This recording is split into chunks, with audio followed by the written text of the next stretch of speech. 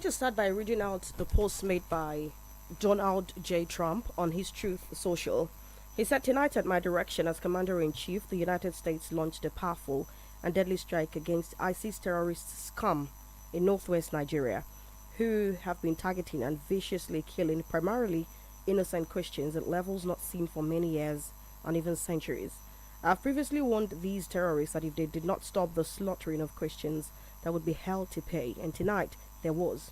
The Department of War executed numerous perfect strikes as only the United States is capable of doing.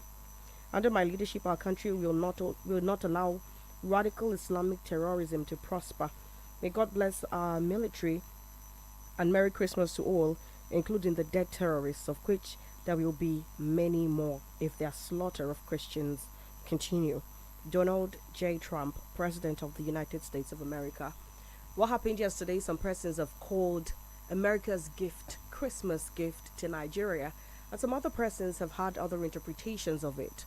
The likes of Gumi, the likes of Shehu Sani, who saw it as a shot at dependence on America, the United States precisely, and of course a lot of other interpretations have come in the past 24 hours. All of these and many more we'd get to look at on today's edition of the Polity. Good morning to you and welcome to the Polity on Udala Radio 104.7 FM. Happy Boxing Day to you too. I am Chisom Chinedu. Franklin Ebuka is here. Franklin, is there a box for me in your bag? Perhaps that's the language. Perhaps. So you got the message right. Well. Oh, if anybody knew what's not early one or last well, so you got the message right. Yes, right. I did. Okay, so good morning, everybody.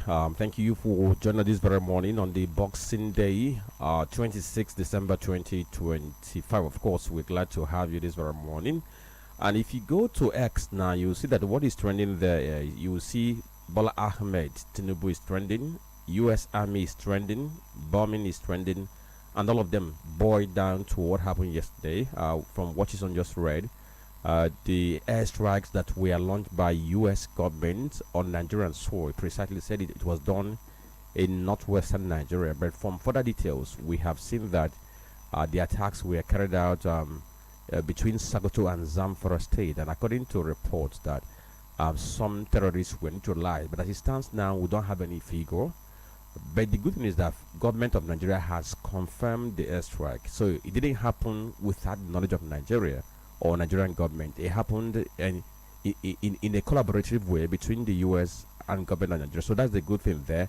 The issue of territorial integrity or sovereignty might not arise now, but let's see what is going to come in the coming days, because for many Nigerians, what the U.S. did was what had been expected.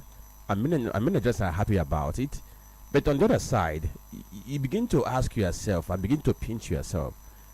This is happening in a country whose troops were once celebrated as being the peacemakers across the continent. You talk about Liberia, talk about Sierra Leone, talk about Darfur.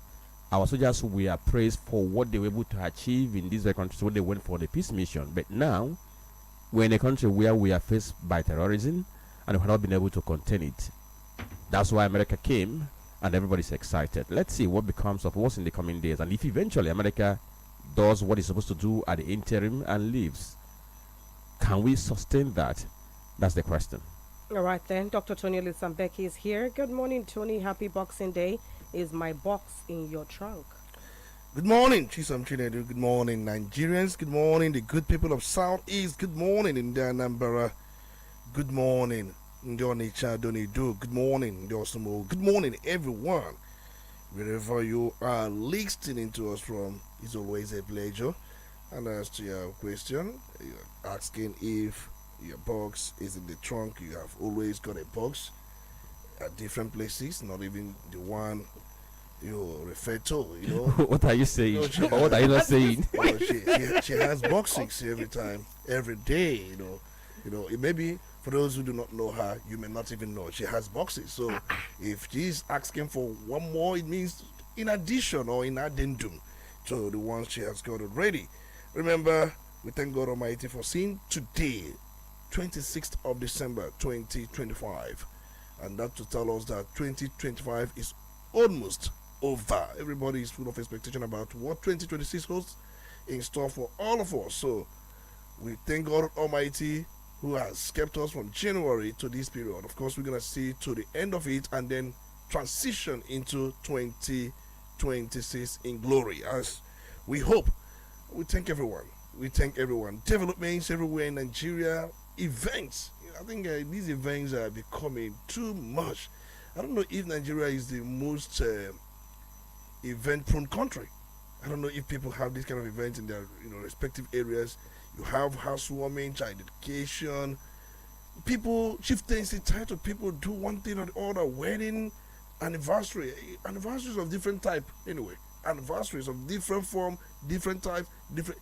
If you have got the money, just throw party, and then Nigerians are moving from one end to the other. Even burial, out there, burial is not something they celebrate. They do it quietly. Everybody goes home, but here, it is an event. A lot of things happen around that period. So there are lots going on. Masquerade.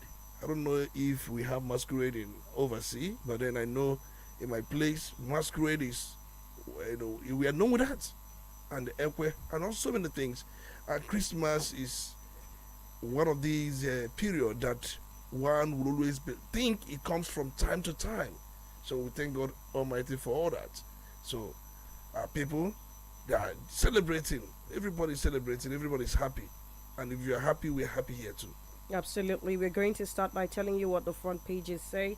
Right after that, we'll dive into the conversation proper. On our desk this morning, we have the front page of the Punch newspaper. We have the front page of the the Daily Trust, and the Nation newspapers. On the Daily Trust, some of the stories you'd find here: insecurity, PDP dismisses Tinubu's assurances on religion, calls President's Christmas message empty promises. That's on page 6. Presidency debunks rumors of Gbajabiamila's replacement as Chief of Staff on page 28.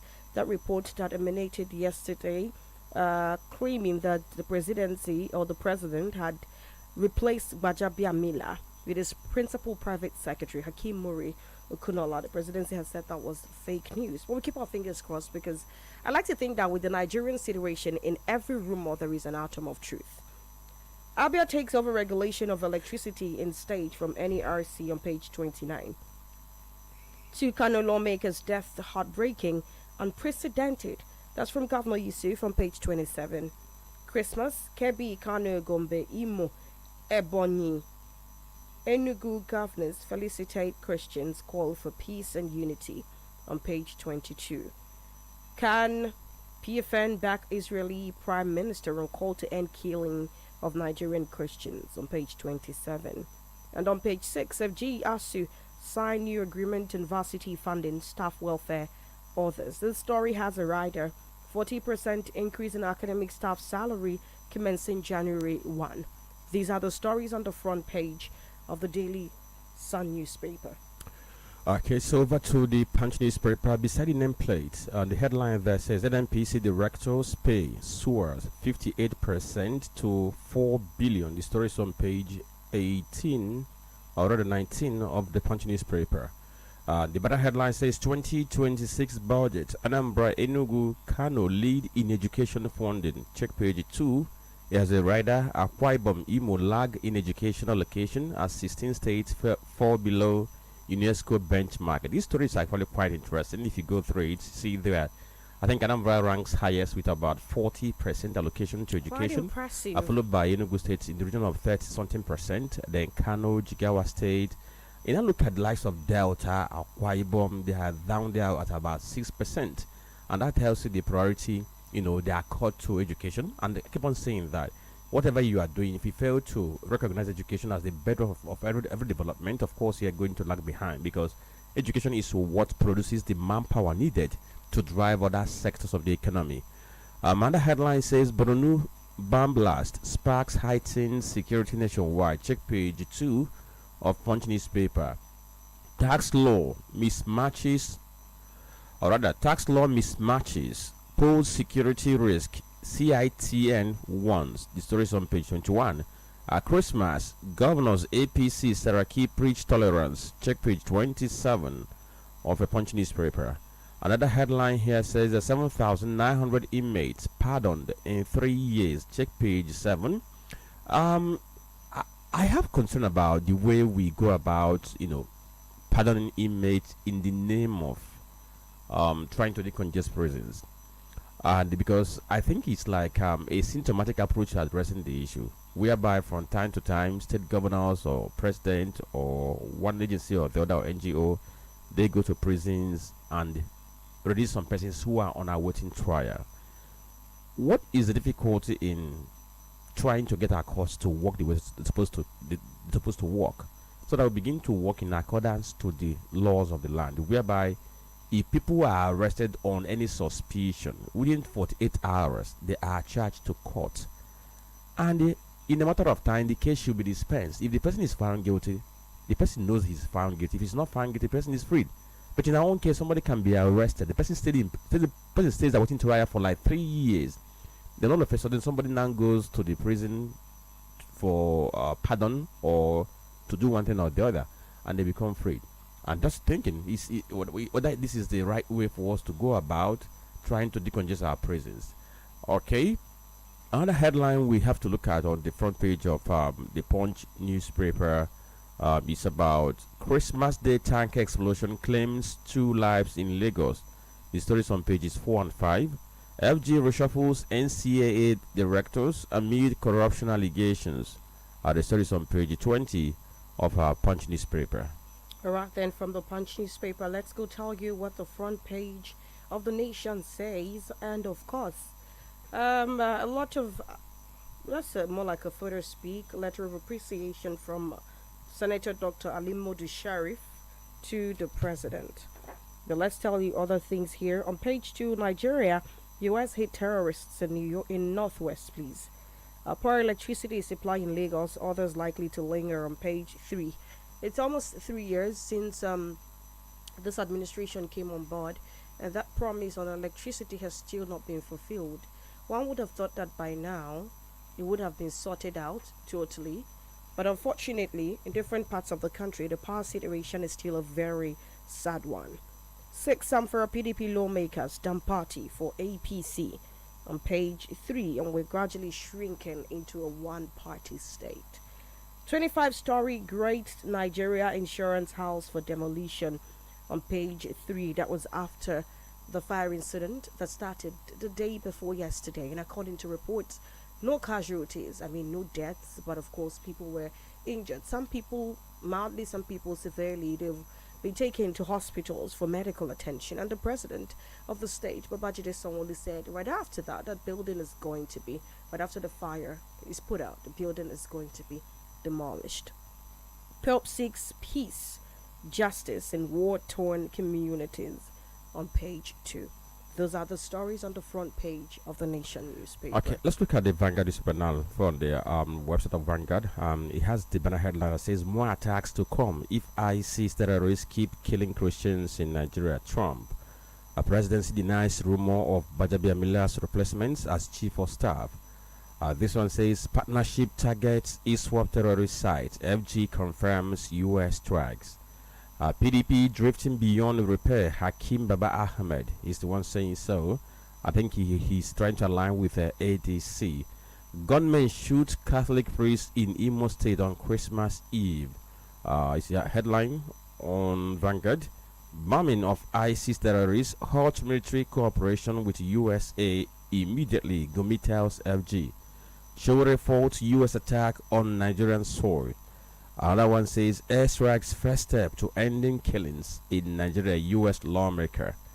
And the last headline we are going to take from this very Vanguard says 2027 LP ADP begin consultation on future of Nigerian opposition. These are the headlines. And of course, we're going to go into the conversation proper now, looking at the biggest story, which is that airstrike against the terrorists in some parts of the northwest, particularly from Sokoto down to Zamfara states.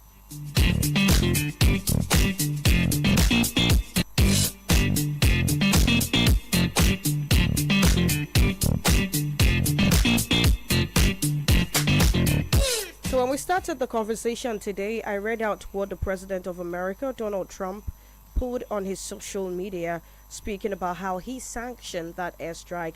Of course, Nigeria has also confirmed that it is in a collaboration that happened. According to this report by the Punch newspaper, the federal government confirmed that the ongoing security and intelligence cooperation between the country, that's Nigeria, and the U.S. was what brought about the airstrike that hit terrorist targets in Nigeria's northwest. Of course, according to this report, it says this has led to precision hits on terrorist targets in Nigeria by airstrikes. In a statement issued on Friday, the Ministry of Foreign Affairs, signed by spokesperson Kimebi Bianfa, said Nigerian authorities remain engaged in structured security cooperation with international partners, including the United States of America, to address terrorism and violent extremism in the country.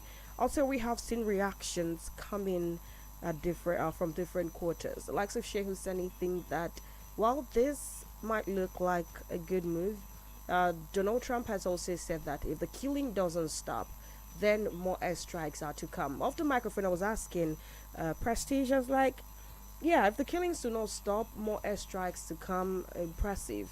And so people are saying Nigeria is no more a hiding space for these people. But the question is, where do they go to? Are they leaving the country? Or are they shifting base from the northwest to other parts of the country? Because that has been one of the major issues that we have had in the country in recent times.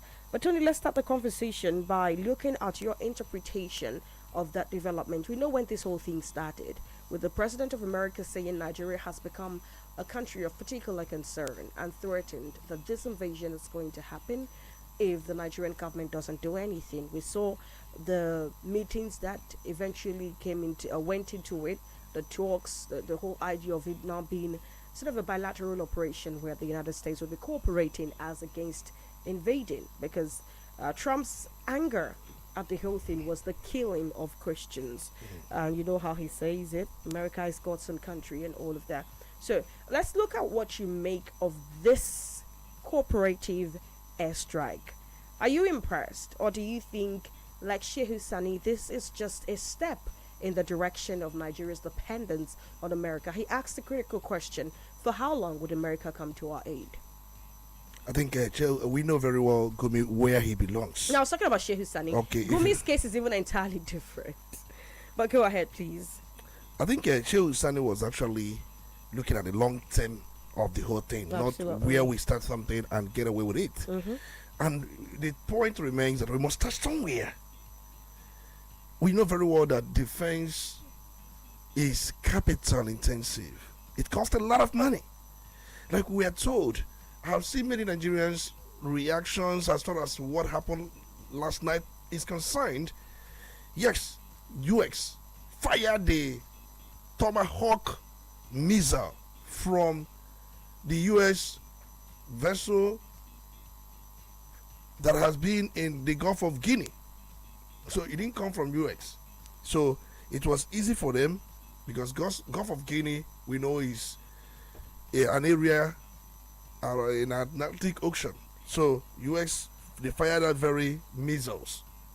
And the name of that very missile is Tomahawk missile, fired from that very area down to Dabo village in Tamboa local government area of Sokoto State. And I think that's where the missile hit. We are told that several of these missiles were fired, but the targets were the Lakurawa. And remember, the Lakurawa, they are ISIS affiliated. Those who were once moving around, collecting tolls, raising their flags, and then having their own parallel government. So in all of this, that's exactly what happened. So if you look at the Jabo area or the Jabo village within Tamboa local government area of Sokoto State, the site is described as a remote farmland or camps associated with these Lakurawa militant groups. So it's an ISIS affiliated faction operating near the Nigeria-Niger border. We saw explosions. I saw the video. it really caused panic in nearby Sokoto town, but no civilian casualties were confirmed by either US or Nigerian government, because we are told that it was a precision munition, so it was well coordinated, and we are told it hit the target. We are told that several of these men, or the terrorists, several of them were killed, but I thought that we are going to extend this to many places. We have these jihadists, these Islamic terrorists. We have got so many of them. Even Islamic State West African province, ISWAP, which seems to be the largest and most active ISIS branch in Nigeria. The Boko Haram, Jimatu Ahili Suna leader Awatiwa Jihad. They are also below the ISWAP, and then we have the Lakurawa. So the Lakurawa is also ISIS affiliated. So in all of this, if you come to Sokoto State, reports have it that these terrorists, either Lakurawa, ISWAP, they have their bases in Sokoto State. They have in Tangaza, they have in Gudu, they have in Binji, they have in Silame, all in one local government, Silame local government. But they're also in Kebbi, they're also in Borno State. We talked about the suicide bombing yesterday in Borno State. They're also in Yobe State, they're also in Adamawa State, they're also in Zamfara State. So these are places these people are, because we know that what we are in is massive. It's not something I had thought the US would have extended the strike to Zamfara State and possibly Borno State, because I mentioned these Islamic terrorists, their names, and we are told that the cost of one Tomahawk missile, the cost is $2 million. That's the cost of one Tomahawk missile. We are told that several of these missiles were fired. We are not given specific numbers of activities in there, but we are told that several of these missiles were fired. But if you go straight to many reactions we've got from many Nigerians, and I'm looking at those who are making constructive reactions, not those who are merchandise, who have been, conducting or having a mercantile related activity as far as this issue of terrorism is concerned. Likes of Gobi will not be happy, because you are spoiling business for him. If these continue, his negotiation industry, what happens to it? Because that's where he makes his money. So, but if you look at so many of these reactions, people have been questioning the choice of Sokoto over the epicenters like Borno, Benue, Niger State, because these people are in Niger State. But people are concerned, why Sokoto? And then you have seen situations where one person was making this claim that the strike missed known Lakurawa bases near the Niger border, and where the strike hit was an empty farmland. Farmland in that area. So that's Nigerians, many of their reactions. So the point remains that before that strike was carried out, the Office of National Security Advisor and Nigerian intelligence units, the military intelligence, they all cooperated, and they can't just strike without using surveillance cameras to capture movements around that area. So for those who were making these statements that the target hit empty farm area, that it did not hit the target area, these people we are seeing before now.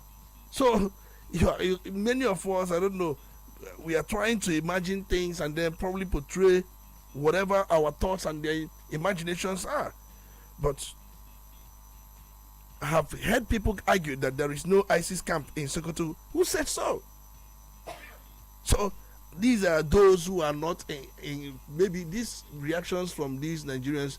There are those who are not happy with what United States of America government has done. But the truth remains that the Trump and then even Africa Command, they American military in Africa. They have also confirmed the operations and the sources it recorded. So we look forward to other strikes because Donald Trump said there will be more if the persecution continues. But we are not looking at just we want these terrorists to be rooted out of this country. They are everywhere. And it seems that we've not got the political will, but it's good that United States of America on the 25th of December, the Christmas day, came in with this strike. If you look at the cost of these strikes, missiles, I don't know if Nigeria has missile. It was not, normal strike. Normal strike Nigeria usually conduct will be area strike, air strike, where they fly with drone and drop some of these things, and where they will tell us that collateral damages were recorded. And remember one thing, this ISIS or ISIS related terrorists, they have what it takes to bring down drones. They have what it takes to bring down aircraft. So if you're flying over them, if you're hovering around their enclave, they'll have what it takes to bring you down. But in this case, it was missile fired from Gulf of Guinea, from U.S. naval vessel in the Gulf of Guinea. They fired it from that, so they cannot intercept it. They cannot do anything. They cannot stop it. So we need more of this. So it's a good development for me, a good one. So forget Gumi, forget Chowere, who has been saying that it is neo-colonialism, it's a foreign external aggression. What do you mean, where you cannot take care of your problems and someone has come to take care of your problem with the cost implications? So go and buy one Tomahawk missile and know what it costs. So I don't know, they fired even more than 10. So at the end of the day, if you put the cost together, if they fire 10, that will be about $20 million. So what's the cost of $20 million? Equate it in one single strike. Yeah, I think it's a strike in a particular location. So it tells a lot. So we are looking forward to more developments. Okay. From what we gathered, the U.S. selected Sokoto for this very airstrike because of two major reasons. One is that they've identified a base of operation for ISIS affiliated militant groups that they operate within that very region, and they also acted with Nigeria's consent and intelligence cooperation. And the main aim is that they wanted to disrupt extremist capabilities and reduce the threat to civilians. So these were the foundation upon which the U.S. carried out this very strike. What we haven't been able to establish now is the number of persons or number of extremists who were neutralized. But all we could hear from the U.S. government, likewise from the Nigerian government, is that some terrorists were neutralized, and from the reactions we have seen from many Nigerians, on social media, off social media, you can tell that a good number of Nigerians are happy that this didn't happen, because for a long time they have been wanting, or they have been expecting the government of Nigeria to do something drastic so that they will be able to take care of the threat which has been with us for quite a while. I'll give you an instance. I belong to one WhatsApp platform that has journalists and OAPs from different parts of Nigeria. Some in Lagos, some in Kano, some in Calabar. Now, this very morning, that platform was very, very busy, and I saw the likes of Dotto, Chico. They were just trying to banter on this whole thing, and somebody talked about the question of if what US did is not a slap on Nigeria's face, it's not a slap on the integrity of Nigeria. Somebody asked, which integrity is there to protect when for a long time we couldn't hold our own side? We couldn't protect the people who are supposed to be protected, people who have surrendered their powers and authority to a government that is supposed to protect them, their lives and their property. Now, having said this now, because where I'm going to is how we came to where we are now. Like I said, that many people are celebrating this. And you keep on wondering, how did we get to this very point that US, that many people do not like, aimed a strike in Nigeria, and many people are very happy about it and they are celebrating it? And that brings me to the issue of, this is Nigeria, a country that was once celebrated for the prowess of its military. If you talk about peacekeeping in any African country, you must mention Nigeria.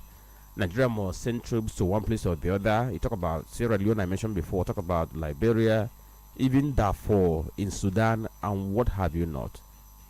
Nigerian troops played a key role in bringing peace to these very areas, and for that reason, our troops were reckoned with.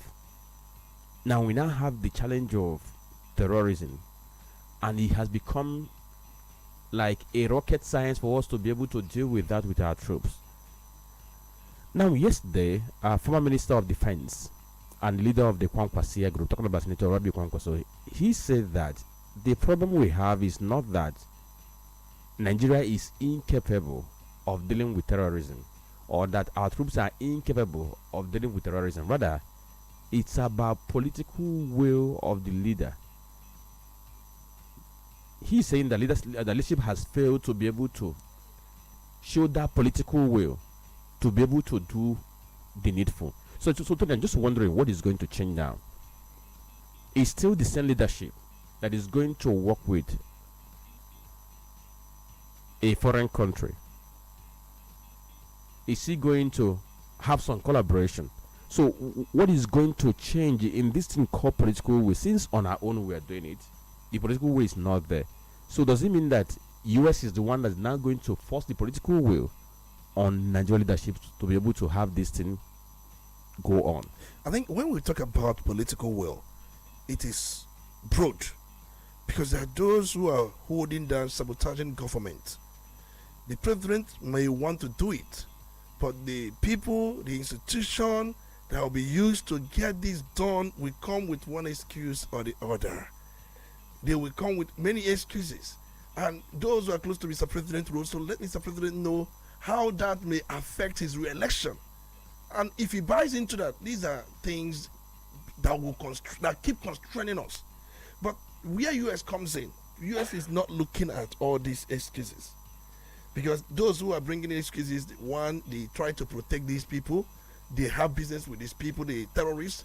Many are making money out of it. The defense budget, it keeps swelling. We are told 5-point-something trillion was budgeted for defense. And if you look at that 5-point-something trillion budgeted for defense, it's a business for those who have been in the industry. Very big business. So the idea is it will affect quite a lot for these people. So that's why they keep pressuring whoever that is at the side, even the president, not to go with this. But US is not looking at all this. So what US has done is to override whatever interest people around the government, people in government have as against dealing with the situation at hand.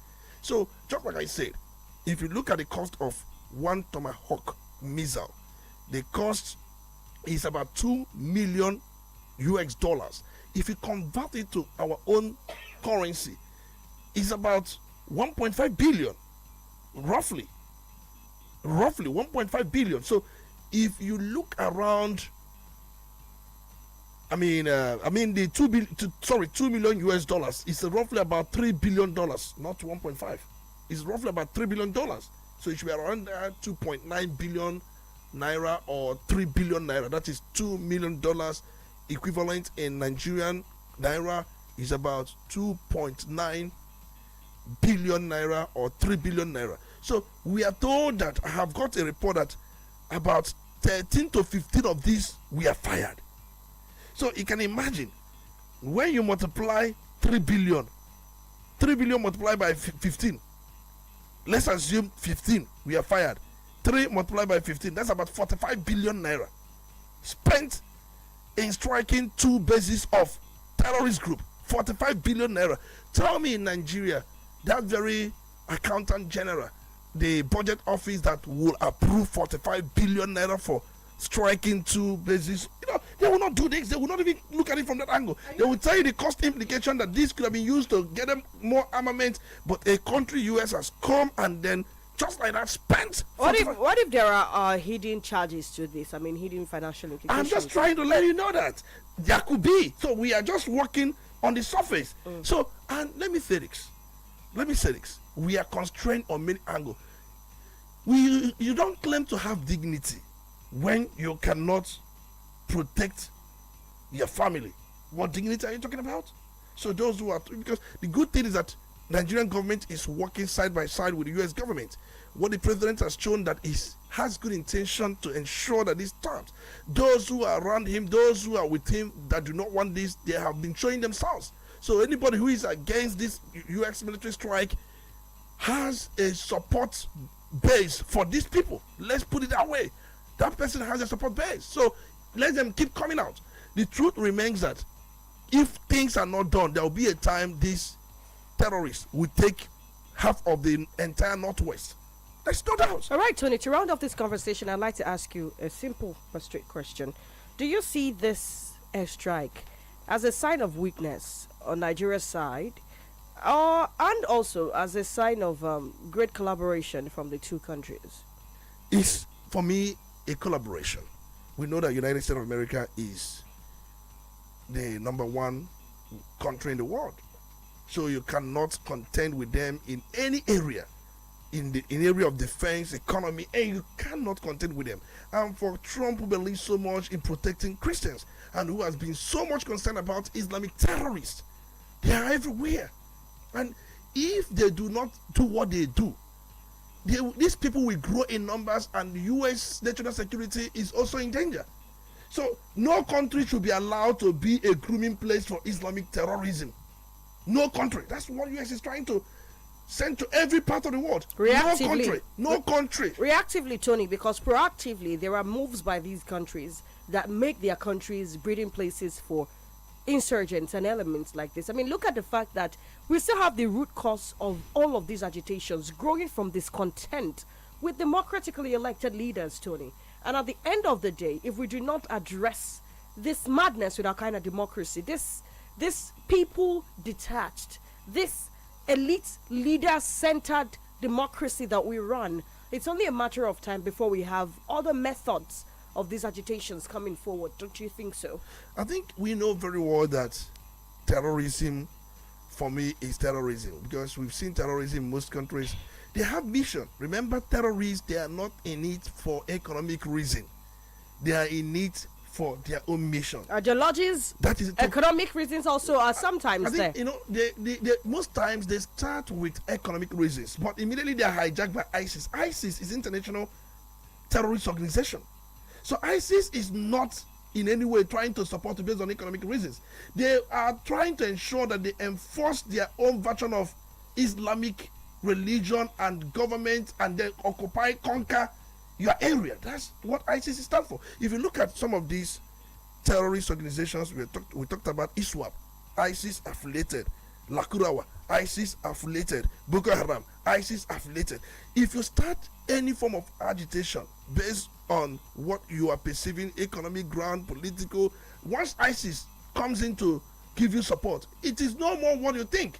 They have come to conquer and then dominate and subdue. That is ISIS for you. And they have been having a running battle with the United States of America.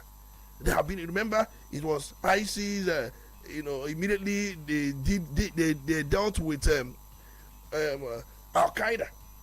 ISIS became number one in the world. Al Qaeda was there before, and then he was number one. But immediately they dealt with Al Qaeda network. That is the one Osama bin Laden was coordinating. ISIS took over. So if you look at Islamic attacks or terrorist attacks we have had in different parts of the world, look around, you see ISIS name. They coordinate these attacks in Pakistan, in Syria, in many places, in Afghanistan, everywhere, ISIS. So they have come to Nigeria, and their mission in Nigeria is a devastating one. So it is important. And let me say this, Nigerian government may not have the resources to face ISIS. They may not have the resources, and they are using many Nigerians to achieve their mission. I'm talking about ISIS. They are using many Nigerians. So the point remains that it is good that US has come. It is good that they have come to support us, and this is something we cannot do on our own. All we need to do is to give them every support, cooperation, political and otherwise, for us to see if these people could leave our country. If they are in your country, you will lack development, no meaningful development. You will be bereft of investment more from multinationals. That is not the kind of country we want. So if you look around, look at Ghana. Are they not having a growing economy? Why would we be like Ghana? Why won't we be like Kenya and all that? There was a time they made a little inroad in Kenya. In fact, but they fought it. They fought it. So we would not want to be graded with the Niger Republic, Chad, Burkina Faso. We are not in that level. So if you want to grade us as a serious country that is interested in its development, grade us with Ghana and Kenya. I'm talking about in the West Africa area, not with Chad, Burkina Faso, Niger Republic. Look at the country. That if you go there, you find out that these ISIS, they have taken over even their government and their institutions. So the point is, it's a welcome development. It's a welcome development. Okay, so Tony, let's look at the other side of it, because there are so many concerns already coming in. Some are criticizing what has happened. Take, for instance, some persons are worried that what we saw Trump do yesterday, that it was just the optics. They are saying that Trump wants other things other than trying to help Nigeria to fight terrorism. Some are afraid that this might become another African recolonization. Some are saying that it could be a part of bargain to have more control in Nigeria. And some are saying that that US has no moral right to do this, and so many other things that that have been put out. But what is most interesting is that Sheikh Gumi, he said that America is a terrorist, that a terrorist cannot be used to fight terrorists. And he's saying that America helping Nigeria to fight terrorism is going to open window for other terrorist organizations to focus on Nigeria, because they believe that their enemy is the one aiding Nigeria. In fact, he said a lot of things, saying that America has no moral right to come to Nigeria to help to fight terrorism. So how do you look at all these very concerns? Is there anything genuine about what people are saying regarding the unspelled part of this whole help? If Gumi can call United States of America, that has been out fighting terrorist networks across the country, across the globe, across different regions, continents, it means that Gumi may be a terrorist as well. May be a terrorist, because if you look at the countries Gumi is calling for, either would have gone for them to support us. Look at he was calling Pakistan. In what sense? Calling China. In what sense? Chinese nationals that we've been told that they have been also fueling growing insecurity in Zamfara state because of the mining activities going there. They are Chinese nationals. They pay these terrorists, they pay their negotiators so much for them to have access to the mining sites. So Gumi is calling on them to, for us to meet them for the help. We have said it before now, Gumi should be behind bars. I don't know why our own DSS has not arrested Sheikh Gumi. I don't know why. His statements, his utterances, his conduct, all these things point to one thing, that he is linked to these terrorist organizations. That should be investigation. There should be investigation. So, I don't know, because calling Nigerian government to immediately halt all military cooperations with United States of America after the airstrike is totally against the interests of this nation, totally against the national interest. Stop telling us that the foreign military intervention undermines Nigerian sovereignty and escalating security. That is an argument devoid of any fact. Any fact.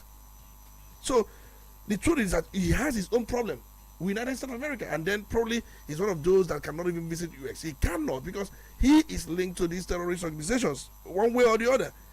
That role he played, I think Tinubu government is not Buhari government, because he was wandering around, moving freely, making such statements, making negotiations while Buhari was in power. Tinubu should not allow this to continue as far as Gumi is concerned. So the point remains that if you like being a controversial figure or not is not our concern. If you look around, at one point he will call for amnesty for terrorists. At the other point he will tell us all manner of things. So if you look around, this man is making so much money from this. So And the country will not stand idly and watch somebody who has no interest of this nation at heart to project whatever he's projecting. So he is surprised. He never knew that this would happen. And U.S. made their statements. So all we have is to cooperate with them.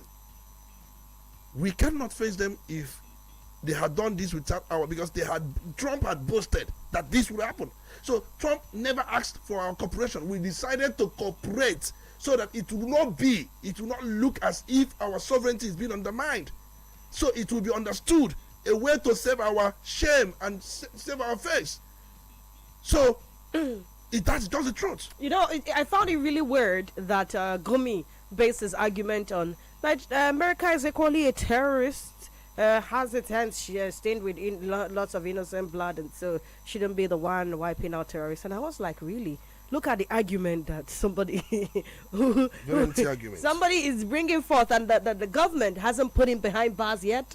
Quite interesting, but we take a break now, attend to some commercials. When we come back, the federal government and ASU has entered a new agreement after 16 years of back and forth. Are we going to have this one kept too? We keep our fingers crossed, keep it locked. It's the Polity on Udala Radio 104.7 FM. Udala Radio 104.7 FM.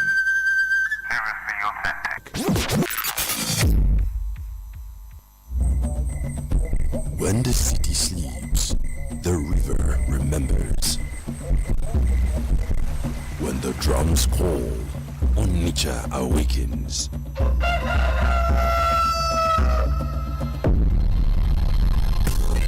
This December, the call grows louder as Udala Radio joins forces with the Golibe Festival 2025. From December 26th to New Year's Day, the heartbeat of the East comes alive. Music, laughter, art, culture, and the unstoppable joy of homecoming.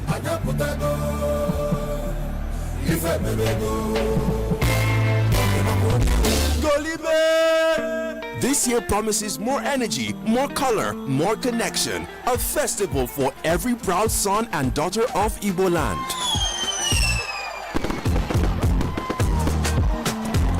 Stay tuned to Udala Radio, your front row seat to the celebration that never fades. Golibe! Golibe Festival 2025. Exclusive media support by Udala Radio.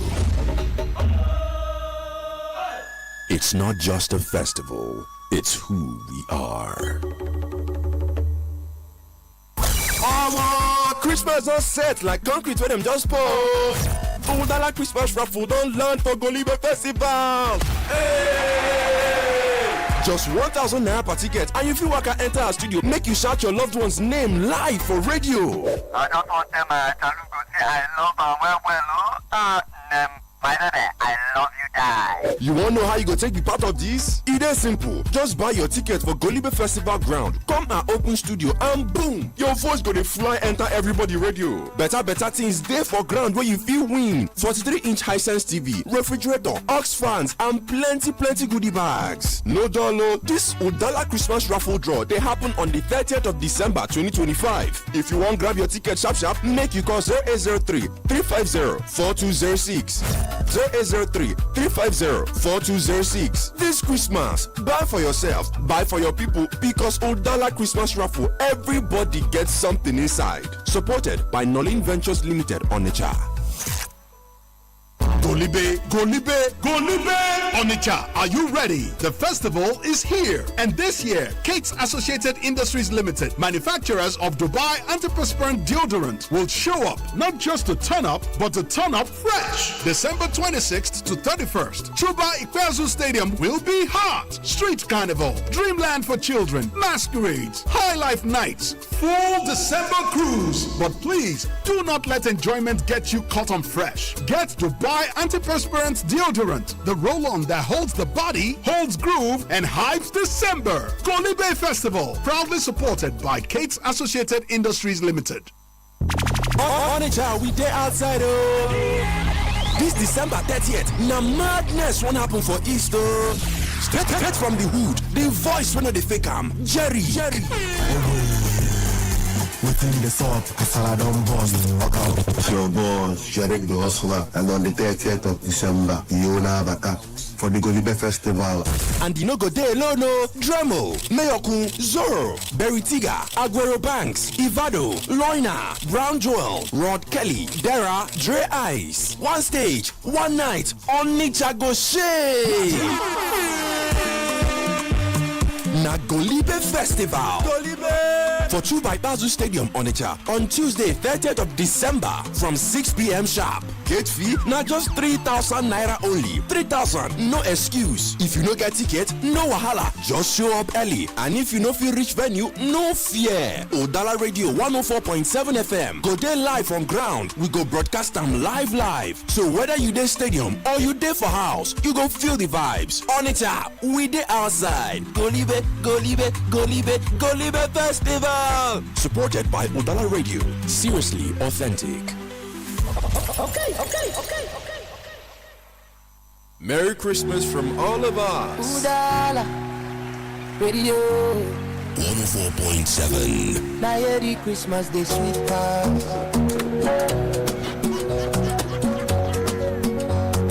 Let's go.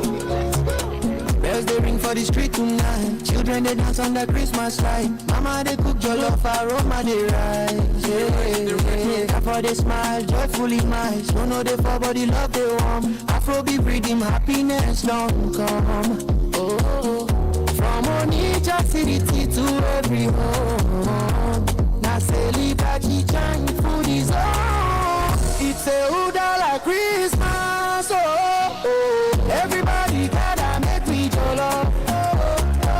It's a Udala Christmas. Oh, turn up the music, make it go.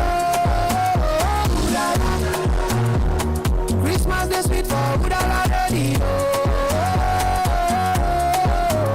Udala, your number one vibes everywhere you go. Light up the tree, let it shine. Let it shine. Love for the season, make we share. Make we bind. From morning to night. Udala, hold you tight. Now Christmas magic, your delight. Udala, Christmas day sweet, oh. Udala, feel the beat, oh. From all of us at Udala Radio. Merry Christmas. Kare Kirismisia wetalanye angole no bioto. Merry Christmas and a Happy New Year from all of us at Udala Radio 104.7 FM, the voice of the region. You're listening to Udala Radio 104.7 FM. Seriously authentic. You're listening to the Polity. Get involved now.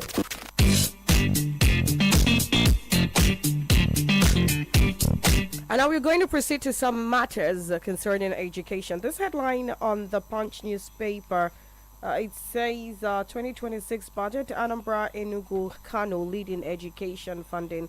As governors across the country present their 2026 appropriation bills to state houses of assembly, an analysis by the Punch shows wide disparities in funding for the education sector, with Anambra, Enugu, Kano, and Jigawa emerging as the leading states, while others trail far below recommended benchmark.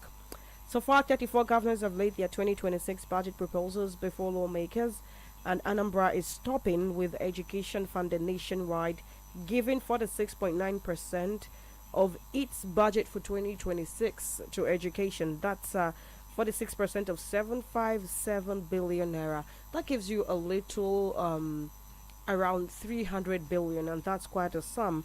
Of course, Enugu is allocating 522 billion out of 1.62 trillion to education next year. That's about 32.3% of their budget. And of course, that shows a strong commitment to education, which is also impressively an increase from the 30% allocated between 2024 and 2025. Also, Kano State has followed closely with about 405 billion naira set aside for education.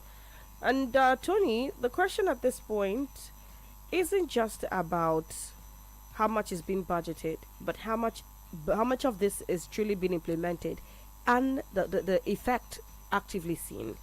States like Akwa Ibom, Imo State, Delta are behind.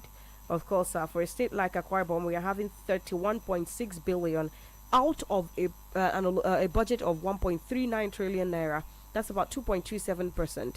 Imo is budgeting 60.623 billion, about 4.24% of its 1.43 trillion naira budget. Now, the United Nations actually did stipulate that every state should be budgeting between 15 to 20%. But we see them doing significantly less. And of course, unfortunately, there is no legislation, backing all of these percentage allocations. But I'm more interested in what was put out in 2025. Did we see the impact? Do we trust that the impact of all of these figures would be felt in the education sector in these different states come 2026?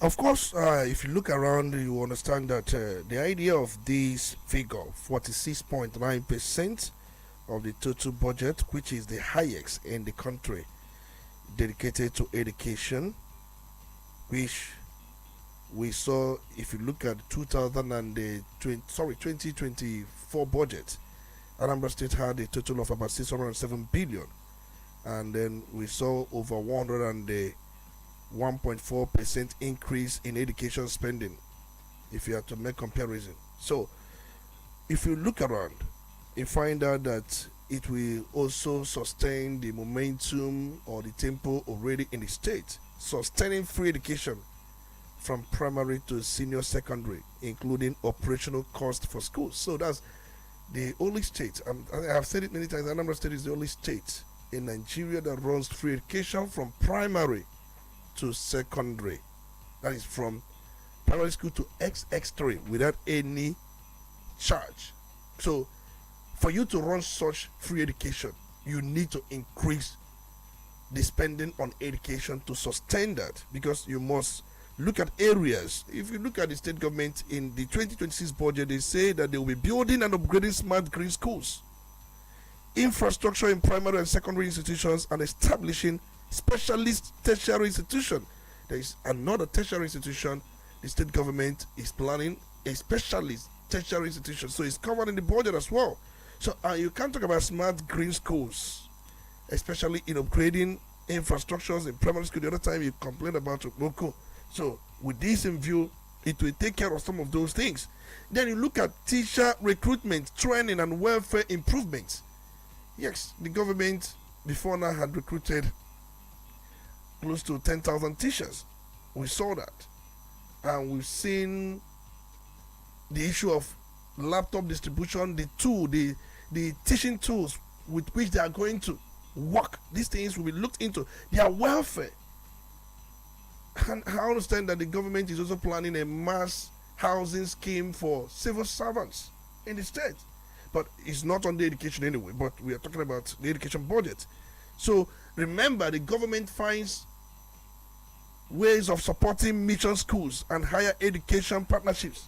So these things are covered. So it's good if you have a professor as a governor and he finds that he cannot do without education, dedicating the budget, I think, based on sectorial dedication, education becoming number one.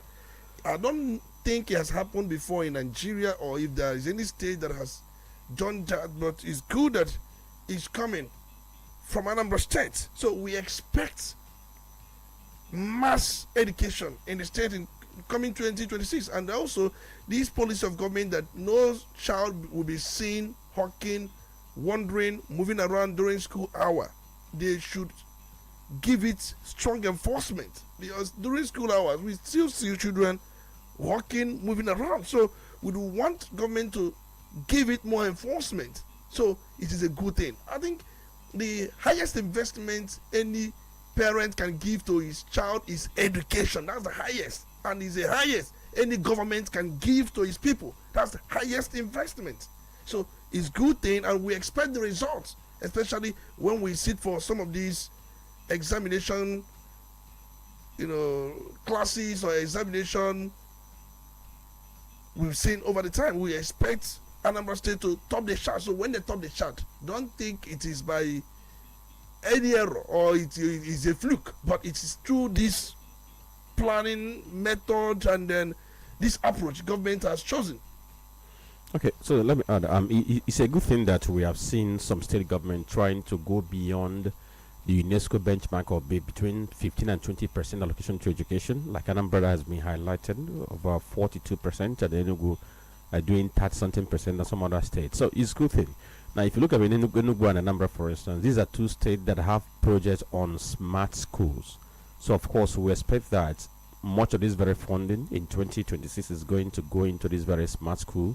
Now, beyond this very smart school, another thing, because I believe that if we're going to make our education to become what it's supposed to be, apart from building the physical structure which is needed, and there's also need to build other ancillary services that can help this education to thrive, like in the area of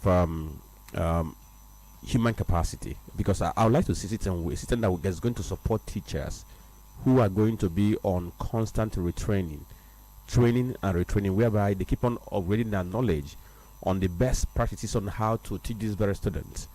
Then on the other side too, I would also like to see investments in remuneration for teachers. Why I'm saying this, in as much as we have recorded some improvements in the remuneration for teachers in Anambra State, for instance, likewise in Abia State, I think Enugu also did some improvement. But I want to see a system whereby teaching profession can become enviable, whereby we can retain the best of brains.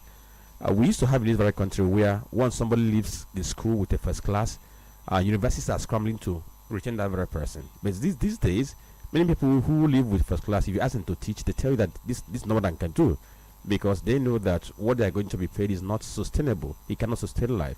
So I would also like to see investment in the area of remuneration for teachers. I want to see teaching being elevated, whereby people will begin to scramble. I want to have a teaching job, because that's the only way we can bring the best of brains for them to come back to the classrooms and be able to help our kids. Then on the area of ICT, because that's where the world is going to, I want us to also invest in ICT, invest in what's it called again, vocational education that is not just dependent on English and mathematics, education that can build human capacity, education that somebody can just finish SS3 and be able to stand on his own and be able to create things. That's why I don't know what happened to our technical schools, the likes of GTC. Back then in Enugu, GTC was a school that we used to reckon with. Anybody going to GTC then, we used to fear them, because aside from knowing the ABCD, knowing the mathematics, when it comes to construction of any kind, we used to be afraid of them. Anybody who passed through GTC then can tell the student telling you now, because at secondary school level, you can be fending for yourself and for your family based on the practical skills you have acquired while in school. Another good thing, I also want to commend the Anambra State government for what he has done so far, because I believe that 2026 is going to be better. You know that under the government of Obiano, that Anambra State was not able to access UBEC fund for many years. I think from either 2019 to I'm trying to recall the timeline, but I think within 2019-2022, Anambra did not access UBEC fund. So Anambra had billions of naira that would have been used for education improvement. Anambra did not access it.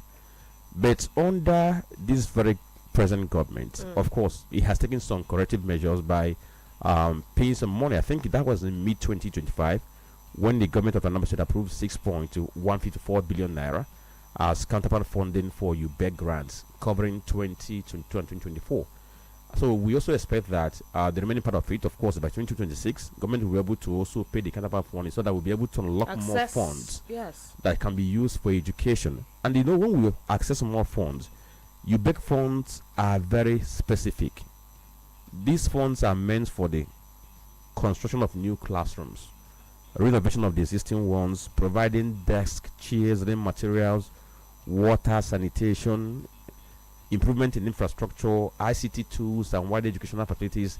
These are what UBEC funds support. So if we're able to access that, of course, it's going to lift the burden from the money we have already in the budget, so that money can be used to do other things that can help us to improve education. Because I want to see education being given that priority, education that looks at the building of the human capacity so that we can reduce unemployment.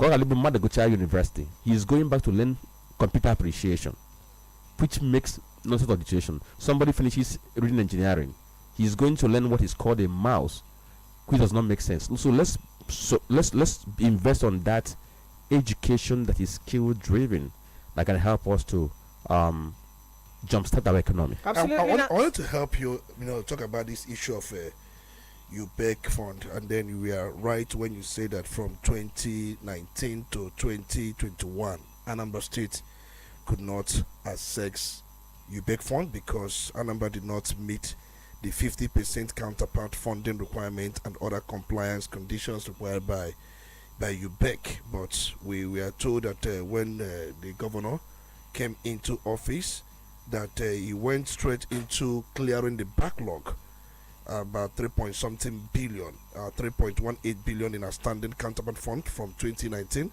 down to 2021, which enabled the state to resume qualifying for subsequent UBEC grants. So it's just good that you mentioned that, and remember that for you to access UBEC fund, you must bring 50% of counterpart funding, and after that you must bring an action plan. You must bring an action plan that will also be vetted. So under Saludo's administration, Anambra approved about 6.154 billion as the state counterpart funding to meet UBEC requirement for 2022, 2023 and 2024 UBEC matching grants. And then once matched by UBEC, this enables an additional 12.308 billion in federal intervention funding, giving a total of about 18.46 billion for basic education projects across the state. So if you look around, it tells you quite a lot, because annual grant budgeting context for UBEC fund items listed as maybe 1.5 billion for 2024, and that tells you quite a lot. So it's cool that the government of Saludo takes education serious, and then for releasing funds about 3.18 billion naira to take care of 2019, 2020 and 2021, and also releasing about 6 billion for subsequent ones, and then that also attracts us almost about 12 something billion naira. So not trillion, billion.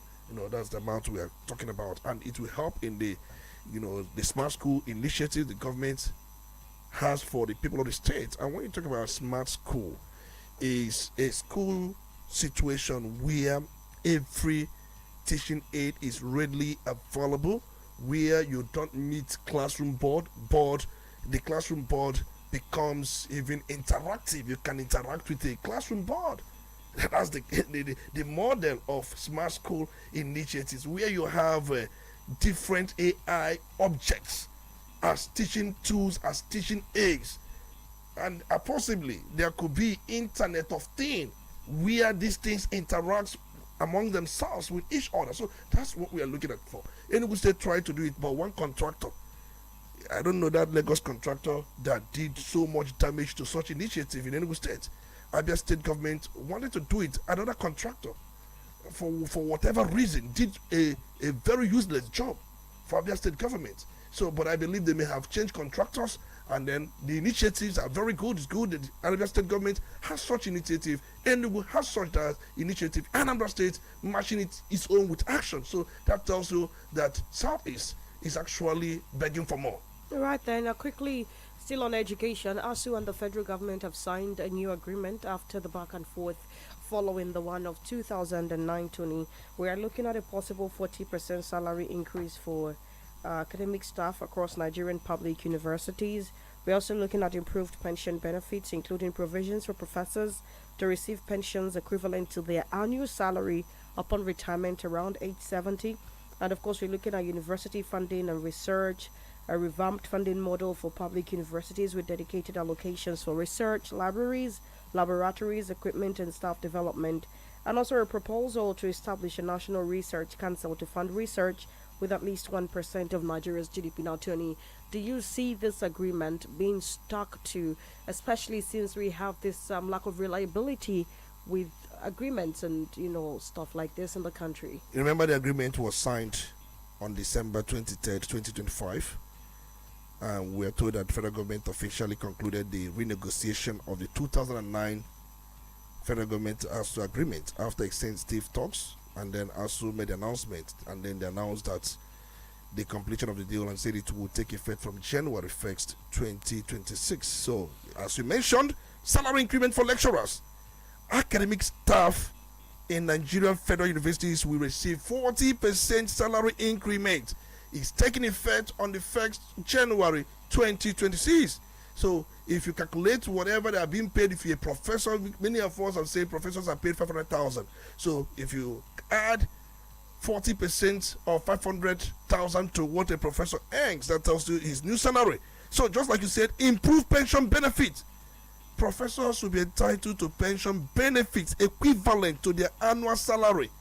So their pension benefit will be the same as their annual salary upon retirement at the statutory retirement age of 70 years, which is a major development. And then they talked about new funding model for universities, because I know that the agreement introduced a reworked funding model to strengthen federal university finances. So with these allocations for research activities, library and laboratories, equipment and infrastructure, staff development. But I think the goal is to develop and address this chronic underfunding and infrastructure deficit. It's not about agreement. I'm looking at where government will get the money. Maybe they're looking at this new tax regime that will be taking effect from the 1st of January 2026. We know we've talked about this tax and then there are discrepancies associated with that. So why government is bold enough to enter into this agreement is the right variables that will be coming from this new tax regime. So we know very well there will be establishment of a National Research Council, and also university autonomy and governance reforms is part of the agreement they signed, and also protection from victimization. They are saying that no academic staff will be victimized for having participated in past industrial actions.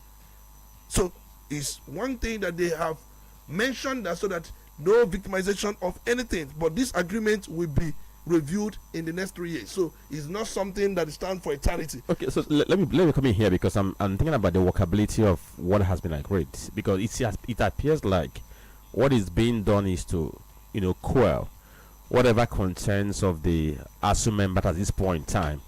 I'm looking beyond now and thinking about tomorrow, what is going to happen, because looking at this very agreement, of course 40% increase in salary, of course government can sustain it if government becomes very sincere and then begins to do things in a very transparent way. Of course, we can get money to deal with that. That is noted. But in the area, because there's a caveat to this very agreement, that this agreement is going to be reviewed every 3 years. And I know the nature of the government we run in Nigeria, whereby government doesn't willingly come to negotiate for anything unless the union's concerns get to kick and force government to do that. And now we have the government of Ahmed Tinubu that is leading. Now, what happens when this very government leaves? The incoming government, would it be able to say, okay, we can work with this kind of agreement, and then at their own will, they get to review this every 3 years? I'm just wondering whether that can be achieved. Then the area of retirement, I don't know about others, but this 70 years for age of retirement for professors, how productive can they still be at 70? Because I know that in the university system we have lecturers who are still strong enough, maybe who are in their 40s, who are in their 50s, but because of the engagement they have, they don't even have time to attend to everything they attend to. So I'm just wondering, when they become of that very age of 70, they're still active in service, will they be able to meet the rigorous demands of academic activities? Good question. Because some of them who are at 50, they don't mark exams by themselves. They look for people who are going to do that for them. If you ask them to supervise you during project, of course, you keep on moving, doing one thing or the other. They keep on stressing you around. So at 70, still active as a university lecturer, would they be able to meet the rigors of university education? Big question. Some of the questions, sir. All right then, just to also let you know that Udala Radio is partnering with the Golibe Festival for this year's Golibe Festival, which excitingly starts today. All right, so for all of the activities happening at Golibe Festival ground, we're going to be keeping you updated live here on Udala Radio 104.7 FM. There are also lots of exciting stuff coming with this. Talk about the Udala raffle draw, which is going to be happening at the last day of the Golibe Festival. All you need to do is pick up a ticket. It's 1,000 naira. Here at our office at number 5 O'Connor Street, Onitsha, Anambra State. You can pick as many tickets as you want to. I mean, increases your chances of possibly being a beneficiary. We have a 43-inch television to go. We have stand fans. We have a refrigerator. We have lots and lots of goodie bags. But also, you can also get a chance to give your loved ones a live shout out right here on radio if you come to our stand at the Golibe Festival ground. In no time, we're going to be moving to the Golibe Festival Arena, which is a Chubike Bazu Stadium, just by the corner here. All you need to do is find your way to the stadium, be a part of this year's Golibe Festival, and be a part of the amazing stuff that we bring to you right here on Udala Radio 104.7 FM, your seriously authentic station. We take a break now, attend to some commercials. Once we come back, we open up the phone lines. Do stay. Udala Radio 104.7 FM. Polity bread, Wendy's bread, for your family breakfast. Wendy's bread, I'll pack it on the yellow. Wendy's bread, Mama, Papa, they like Wendy's bread, kitchen and do. Wendy's bread, even children, they like Wendy's bread, Wendy's bread, I'm in town. Wendy's bread, you get the better, best way go sweet your belly. Wendy's bread, Wendy's your body. Wendy's bread, tasty bread. You can contact us on our official address, 2nd Business Park, Enugu Road, GRA, beside Misha, Anambra State. We also have another branch at St. Michael Plaza at Tandy Road. Also contact us on 070-1149-1571. Wendy's bread, your tasty bread. Wendy's bread. From the streets of Lagos to the heart of Anambra, the rhythm returns home. This December 28th, Oka will breathe in rhythm and shine in gold. Lagos Jump Off 3.0, the homecoming edition, featuring Annie Guns Onyechaka, Iblis Jarrett, Mr. Raw, Slow Dog, Charles Okocha, PB Ninja, Ivata, Diamond Okechi, Eaglet Davidson, Casey Kubana, MC Monica, Ogwefi I Go Talk, Slim Sherry, Waga, Ejai Kwamba, Go2 Onitsha, Hype Man Extraordinary, Harry B, Hype AO Machine, DJ Fresh Omen, DJ Alonso, DJ Spin Daddy, DJ Factor, DJ Fabuloso, VVIP table, 3 million naira, VIP table, 2 million naira, regular table, 1 million naira, cocktail table, 300,000 naira, standalone or walking guest, 150,000 naira. For reservation and inquiries, do call 0913-484-4336 or +1970-258-0990. Lagos Jump Off 3.0, the homecoming, December 28th, Anambra State. This event is proudly packaged by CNN Entertainment. Be there.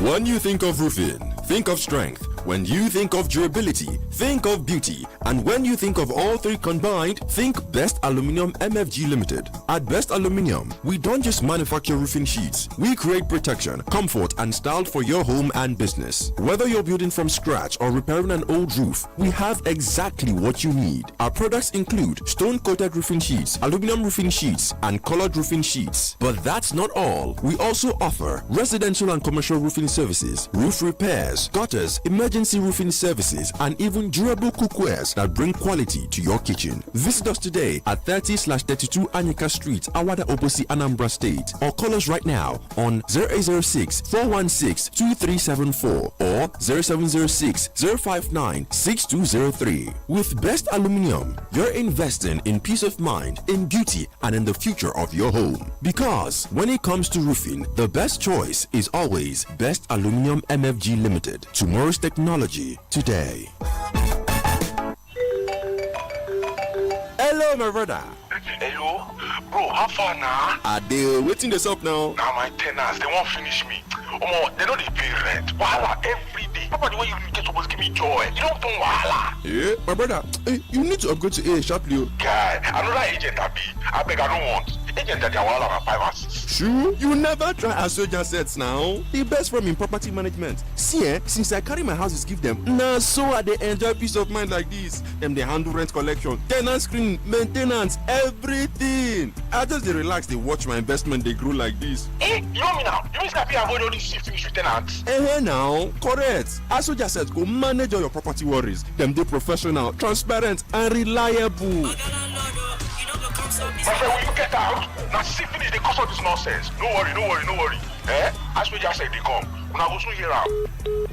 Why stress when Asoj Assets will run up for you? For property management, tenant services, and real estate solutions, call Asoj Assets today on 0904 0422 240 or 0906 8205 058 or visit our office at number 8 Niger Drive, GRA Onitsha, Anambra State. Forget your from house agents and trust the experts at Asoj Assets for your peace of mind. Asoj Assets, managing property, multiplying value. Public notice. The governor of Anambra State, Professor Charles Chukwuma Soludo, CFR, has set up an ESCO committee for the recovery of all government land at Otumoye Creek, Onitsha, in Onitsha South local government area of Anambra State. All persons purportedly laying claim to all those parcels or plots of land located at Otumoye Creek, Onitsha, are by this notice requested to submit the following documents to the Office of the Commissioner for Lands. 1. Allocation letter. 2. Certificate of occupancy. 3. Building plan approval. And 4. Any other relevant documents conferring ownership of such plots of land to the individual. All documents are to be submitted in 2 sets within 14 working days from the date this notice was first published. No submission will be received or attended to after the expiration of the said 14 working days. Signed, Mrs. Nkiru Mokwe, Esquire, Permanent Secretary for Commissioner for Lands.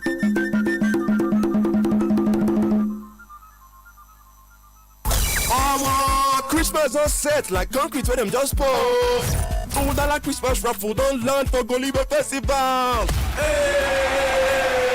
Just 1,000 naira per ticket, and if you work and enter our studio, make you shout your loved one's name live for radio. I don't want them to say I love my name, I love you, die. You wanna know how you go take the part of this? It is simple. Just buy your ticket for Golibe Festival ground. Come our open studio and boom, your voice go to fly enter everybody radio. Better things there for ground where you feel win. 43-inch Hisense TV, refrigerator, aux fans, and plenty goodie bags. No dollar. This Udala Christmas raffle draw they happen on the 30th of December 2025. If you want grab your ticket sharp, make you call 0803 350 4206. 0803-350-4206. This Christmas, buy for yourself, buy for your people, because Udala Christmas Raffle, everybody gets something inside. Supported by Nolin Ventures Limited, Onitsha. Udala Radio, 104.7 FM. Seriously authentic.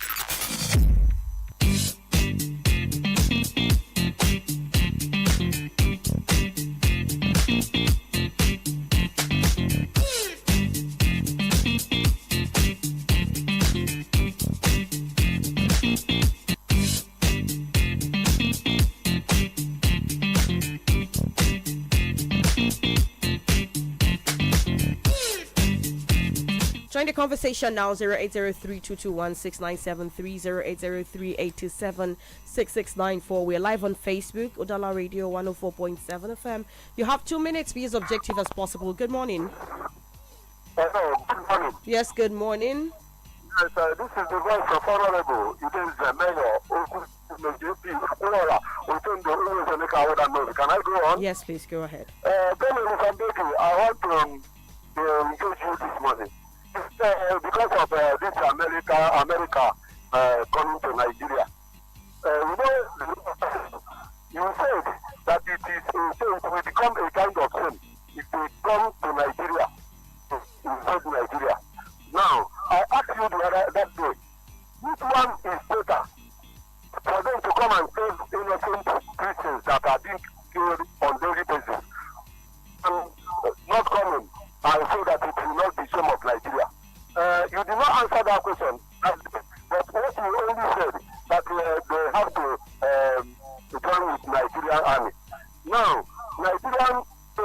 are saying, the Nigerian government are claiming that they join with them. If they join with them, which I did not agree. If really they join with them, why operating from another country or another Pacific instead of coming direct to Nigeria? This is number one. Number two, I want to ask again, what about those collateral damages that they are saying we have? What about fighting Boko Haram? If not, all those things does not arise again. I pray for American people and I pray Trump. May God bless us in Jesus' name. All right then, 0803-221-6973, 0803-827-6694. Let's hear what you have to say. Good morning. Good morning. Yes, good morning. Chisom, Dr.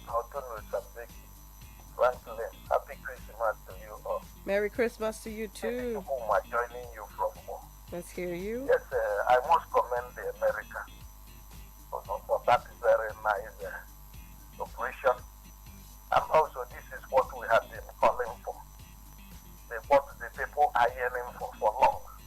And we saw the argument from the people who are claiming sovereignty, forgetting the social theory, contract theory.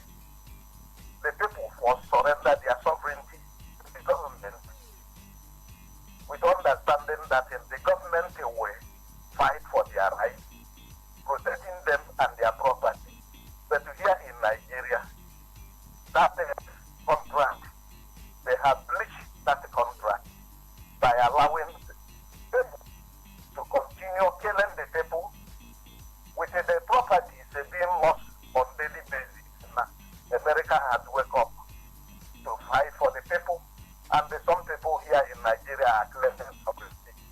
That the right of sovereignty must correspond with duty. That is what the Nigerian government has said. But now we have seen they are not jokers at all. This operation is just expecting them to not only that strike, but we are expecting them to come for the air raid and also for the land troops to come, because these people is every nook and corner.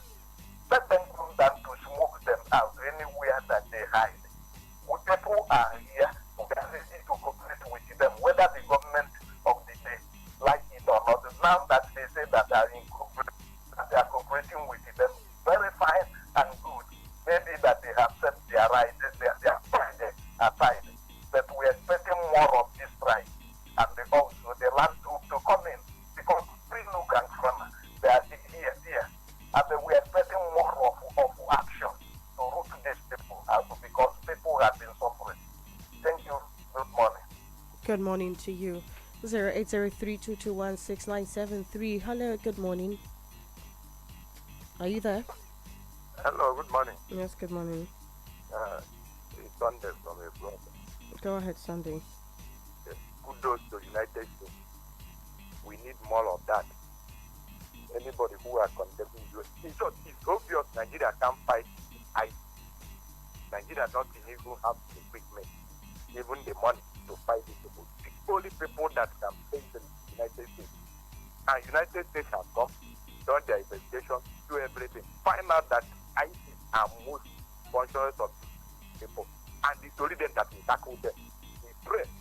Let them come with some air forces and this right and drones to make sure they wipe them out in Nigeria. Please, Trump to help us before he leaves us to make sure that he fights these terrorists in Nigeria. Thank you. All right. Everyone is interested in terrorism being defeated in Nigeria. Something we couldn't do for ourselves till Trump came. A sovereign nation. Hello. Good morning. Good morning. Good morning to my honor speaker. My name is George, calling from Asaba. Let's hear you. My question this morning is that why only the choice of one particular position that American this strike? Because I thought that when they are trying to assist Nigeria, I thought that they would have come into Nigeria with a military personnel and try to fish as we are not just having this troops in one position in the north. If you go to Borno State, go to Katsina.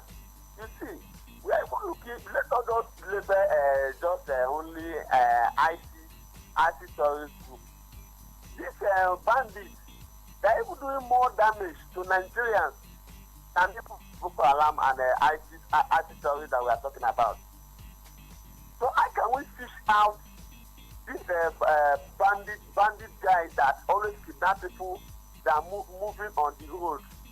Like now, for you to use land to go to Abuja, it's something that your family member will be in fasting and prayer until we call them that they are reached your destination. So I expect if Americans truly wanted to help us, I'm not saying this on my own perspective, that if they would have come in and help our army on ground and fish out these people. Not just like, let it don't look like they are trying to fight come to Nigeria to come and fight the enemy. We all know that these ISIS terrorists are one of the biggest enemies to Americans. But in Nigeria, we're having some couple of insecurity, which I believe that the damage that the bandits are doing to our people in this country is too much. The people, the Fulani herdsmen, they're killing a lot of our people. Are you telling me that the ISIS is sending people to the church? Are you telling me that the ISIS is kidnapping We should be rounding off now. So I expect Americans to come into Nigeria with the army and join with the force of the army of Nigeria and go and feed out the major people I myself is looking at. Is the bandits. See that the kidnapping people. We have been contesting this IC of 18. I have to let you go. On the road and kidnapping people. Thank you very much. All right then. One more call and we head over to Facebook. You should try to reconnect now, Frank. Let's see what we have on Facebook. If I'm going to give a direct response to George, America must start from somewhere, and they have begun from somewhere. All right then. Good morning. Yes. Good morning. Hello. Good morning. You have a minute. Good morning, the studio. Good morning. You have a minute. Go ahead, please. I am greeting. It's like I can be streaming the airwaves for tomorrow. Go ahead, please. My joy today knows no bounds because at last America has come. The only police of the world, and it is coming for no other person than the man they couldn't arrest, Donald J. Trump. Yes, I know him during his first tenure. He single-handedly made Israel, Jerusalem, the capital of Israel, against all odds. And today, the capital of Israel is Jerusalem. Today, he has made a good decision, his promise, by striking the terrorists in Nigeria. A welcome development. Kudos to America. Kudos to Trump. I wish him longevity. Yes, Nigeria has got to learn its lesson, particularly Nigerian politicians. The only positive police of the world is America, from where we draw our influence called democracy. Let Nigeria copy wholeheartedly what America is doing. Yes. I have to let you go. Thank you for your contribution. Let's head over to Facebook now. Okay, young Beyonwa says, U.S. Department of War should not forget Benue terrorists. We are ready to cooperate with the Department of War to flush out terrorists from our land. He posted from Benue State. Irene Bartholomew, another from Inoma, says, appreciation to Donald Trump for the successful airstrike yesterday. Nigerian government has no contribution towards the operation. If they were to share intelligence, Trump would have acknowledged the cooperation in his post, and those crying should keep on crying. When the same American soldiers came during Goodluck Jonathan's tenure to assist Nigerian soldiers, their efforts were sabotaged, and they left Nigeria without achieving the purpose of their coming. Oba Anthony Nkem says, okay, I think enough is enough. Thanks to U.S. President and the U.S. government in general, also to our Nigerian security agencies for allowing the cooperation. We will get there soon, I pray. Also, Francis Omagan Namani, watching from Mama Guzons in Enugu State, says, okay, he just wishing us Merry Christmas. Then Ichie Billion says, For Donald Trump to drop bombs in any part of Nigeria is a call for war. Nigeria is a sovereign nation and should be allowed to exist. Uncle Tinubu's administration should immediately petition the United Nations, ECOWAS, European Union, Russia, China, India, and Saudi Arabia for preparation of imminent war. Since what Donald Trump wants is war, Uncle Bola Tinubu should give them war. Okay. Master B SJ says, what a great Christmas gift to terrorist ISIS group from almighty US government, Department of War yesterday night. Why Sheikh Gumi condemns US military action in Nigeria? Let Nigeria government arrest Sheikh Gumi. He's making money from terrorist activities. And he posted from Onitsha, Anambra State. Chukwemeka Thaddeus from Masaba says, I thank God for using Donald Trump as a step towards eradicating insecurity in Nigeria. May God help our political class not to divert this move to political issues and distractions. And he says, God must save us. Rotract Ubia Wike Chukwu Christopher from College of Education in Suba says, anyone that is against the U.S. military offensive in the northern part of Nigeria has something to tell Nigerians. If we talk about neocolonialism and dependence on US, so be it. Why are these people not complaining when it is to collect financial aid from the US? I call it mere distractions that must be ignored. I'm trying to shorten your post because we have so many others to acknowledge. Ugochukwu Frank says the terrorists are moving to the southwest. Let them extend it to that side before they enter the whole southern part of the country, and they shouldn't give them any options to stop before finishing them off, because those demons won't stop, and Trump has a limited time in office too. Adivayu Chinna says, does it mean that Nigeria as a country does not have missile armored warship? Going by counting the cost of the strikes. As for Gumi, he's playing a psychological game. Amadi McDon Mikes from Onitsha says that thanks to Donald Trump and his government. Please, they should not concentrate only in the north. Let them wipe off all the bandits, terrorists, kidnappers in the whole part of Nigeria, including their supporters. And Okoyang Lake, also Francis Amadi McDon Mike, I thank you all for the post here that you dropped on our page. And also, let me also acknowledge the post by John Umbwe. Okay, he's talking about Gumi, saying that we do not need to give Gumi the attention that he's looking for. So these are the posts we have on our Facebook page. We are taking out the curtain on today's edition of the show. Franklin, would you want to respond to any of the comments so far? Okay, well, the one I wanted to respond to is the comment which was made by Josh. Of course, he made something valid. He raised a concern as it appeals to him, because anybody who has felt the pinch of insecurity in Nigeria knows that almost every part of Nigeria is under siege. So the point he made was valid. But for me, of course, if you want to start something, you must start from a point. So I think that US has started from a point, and perhaps by the time the collaboration expands, of course, they might get to other places, because that's now a lot of voter. So for now, I don't see any harm in where they started.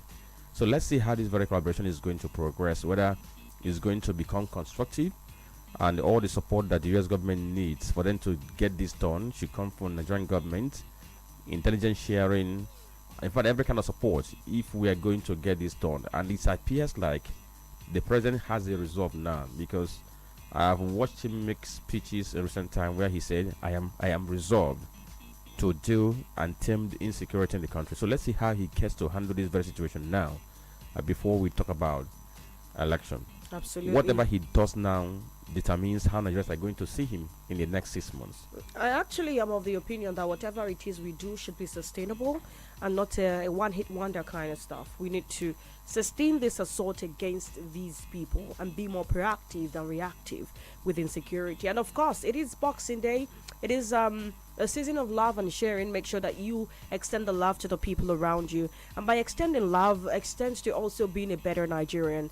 I don't know, for the past over a week or so, I have been seeing a lot of madness from fellow Nigerians, probably because I experience it firsthand. I no longer passively have to defend myself against the recklessness and madness of other Nigerians. Now I have to actively defend myself. And sometimes I ask myself, why are we such a wicked people? Each time I say that Nigeria we desire begins with us. People will tell you that leaders are supposed to lead by example. We agree, but let me tell you. But they were asked before they became leaders. Yes, let me tell you, because if I, Frank, decide to live by the rules, and if I decide to live by rules, we have 2 people already. Another person joins us, we are 3. The number is growing.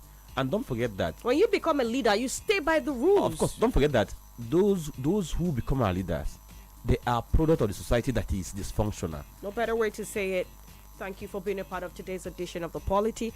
Making a return next week. It's already Friday. I hope you have an amazing weekend. Stay safe, and of course, see you at the Golibe Festival ground. My name is Chisom Chinedu, by the way. It's Udala Radio 104.7 FM. Before the bridges came, before the city stretched its arms to the sky, there was a voice carried by the great Niger, whispered in the winds that danced through the Obunike caves. A voice that told the stories of kings, traders, warriors, and dreamers. That voice still speaks. That voice is us. We are Udala Radio, 104.7 FM. Seriously authentic. When the city sleeps, the river remembers. When the drums call, Onitsha awakens.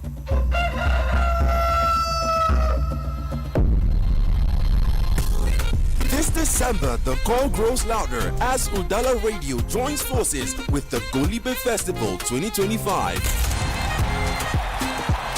From December 26th to New Year's Day, the heartbeat of the East comes alive.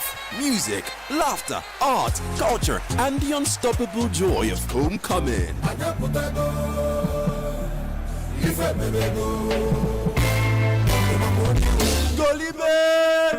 This year promises more energy, more color, more connection. A festival for every proud son and daughter of Igbo land. Stay tuned to Udala Radio, your front row seat to the celebration that never fades. Golibe Festival 2025. Exclusive media support by Udala Radio. It's not just a festival, it's who we are. I mean, Christmas is already here, and it's always that time of the year that I look forward to. I mean, everybody looks forward to. You get to see your family and friends that you haven't seen in a while, and you also get to eat good food. Christmas don't come, see the joy where they rise. Children they laugh, sparkle food they